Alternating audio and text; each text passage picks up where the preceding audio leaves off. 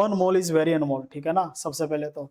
और mole concept जो है बैकबोन तो होती है, ठीक है ना। तो वन मोल आपको बहुत अच्छे से, तो वन मोल का मतलब क्या है, जैसे आपने 1 दर्जन का मीनिंग आपको अच्छे से पता होगा। क्या फ्रूट वाले के पास जाते हो 1 दर्जन केला दे दो, तो उसको पता होता है ना 1 दर्जन में कितना होता है, ठीक है ना।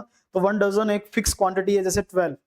वैसे ही केमिस्ट्री में अगर आपसे कोई कहे कि क्या कोई फिक्स क्वांटिटी है कि एक मोल में कितने एटम्स होंगे, क्या होगा, तो वो मोल है, वो फिक्स क्वांटिटी।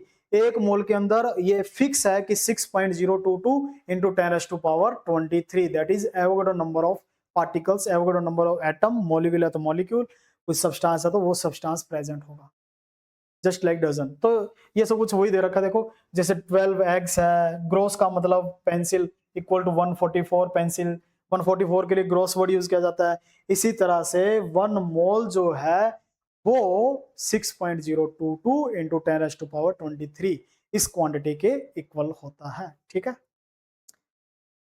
अब देखिए ध्यान से, जैसे कि आपके सामने कुछ एग्जांपल है। तो molar mass of a substance is the mass of 1 mole of substance. ये भी करके आए हम, जो gram atomic mass, gram molecular mass बोल रहे थे। तो 1 ग्राम एटम या 1 मोल एटम एक ही बात है, और Na एटम से एक ही बात, ठीक है। 1 ग्राम मॉलिक्यूल, 1 मोल मॉलिक्यूल, Na मॉलिक्यूल से एक ही बात है। 1 ग्राम आयन, 1 मोल आयन, Na आयन्स, एक ही बात, ठीक है। तो ये है 1 मोल, ठीक है। तो 1 मोल किसी भी सब्सटेंस का, अगर मैं बात करूं 1 मोल को डिफाइन करना हो,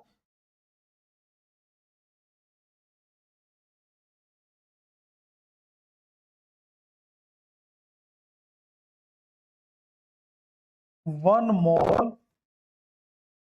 of a substance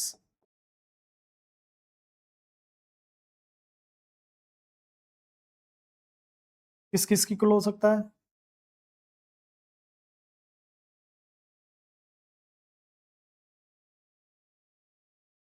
Na number of particles, Na मतलब एवोगाड्रो नंबर ऑफ पार्टिकल, ठीक है। ग्राम एटॉमिक मास या ग्राम मॉलिक्यूलर मास की इक्वल हो सकता है। और एक और बच्चों, अगर कोई गैस है, इन केस ऑफ गैस, तो 22.4 लीटर ऑफ ए गैस की इक्वल होगा। अब ये एक और नई टर्म यहाँ पर ऐड कर रहे हैं। तो of A gas at STP, standard temperature pressure, 0 degree Celsius temperature होता है, 1 atm प्रेशर ले देते हैं तो एसटीपी बोल देते हैं। तो स्टैंडर्ड टेम्परेचर प्रेशर पर इतने वॉल्यूम की इक्वल होता है 1 मोल। अगर कोई गैस दे रखी है तो इतने वॉल्यूम की इक्वल होगा। तो ये समझ गए होंगे आप, ठीक है। तो इस तरीके से आप 1 मोल को डिफाइन करते हैं। ये पार्टिकल्स क्या हो सकता है, on the basis of given situation you can arrange this particle. कैसे, पार्टिकल के अंदर क्या आ सकते हैं, अगर एटम दे रखा है एटम्स आ जाएंगे जी, ठीक है। और क्या आ सकते हैं, मॉलिक्यूल दे रखा है मॉलिक्यूल्स आ जाएंगे, ठीक है। और क्या हो सकता है, अगर कोई आइंस दे रखा है आइंस आ जाएंगे।